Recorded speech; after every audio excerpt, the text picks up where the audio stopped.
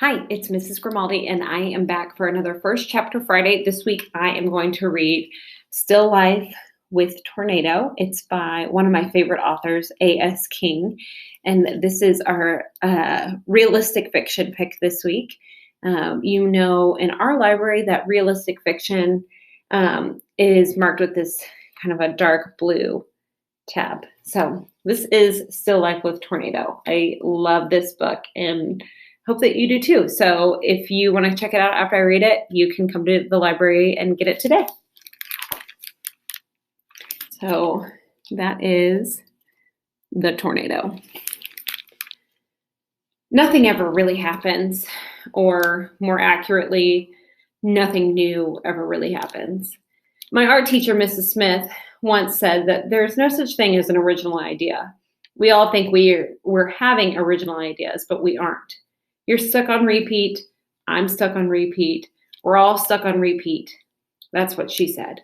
Then she flipped her hair back over her shoulder like what she said didn't mean anything and told us to spend the rest of class sorting through all the old broken shit she gets people to donate so we can make art.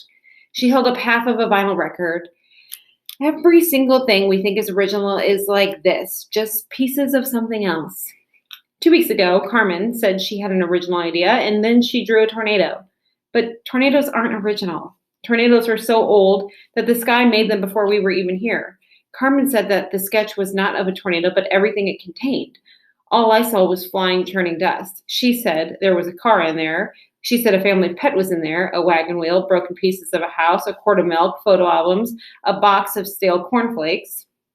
All I could see was the funnel, and that's all anyone else could see. And Carmen said that we weren't looking hard enough. She said art wasn't supposed to be literal, but that doesn't erase the fact that the drawing was of a tornado, and that's it. Our next assignment was to sketch a still life.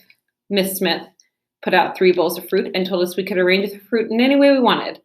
I picked one pear and stared at it and stared at my drawing pad, and I didn't sketch anything. I acted calm like I was just daydreaming, but I was paralyzed. Carmen looked at me and I shrugged like I didn't care. I couldn't move my hand. I felt numb. I felt like crying. I felt both of those things, not always in art class either. When I handed in a blank paper at the end of class, it said, "I've lost the will to participate." Miss Smith thought I meant art class, but I meant that I lost the will to participate in anything.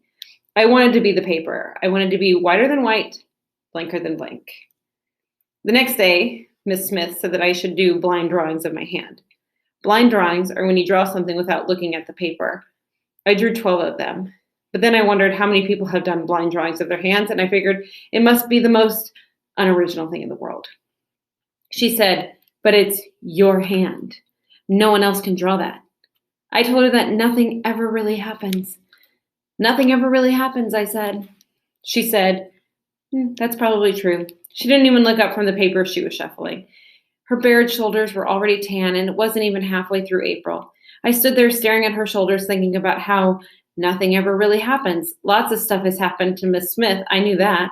Her hands shook because I couldn't draw the pear. She looked up, and I know she saw me shaking.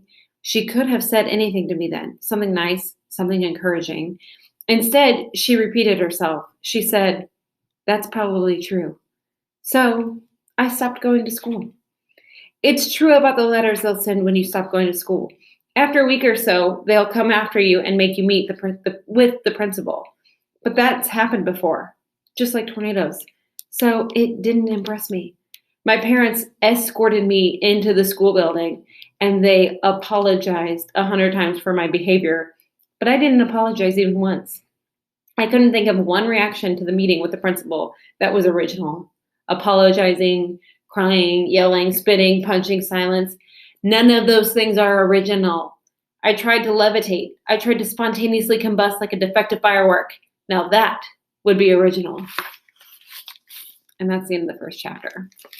So this is one of my favorites. I hope that you'll come get it, check it out, and read Still Life with Tornado. Thank you.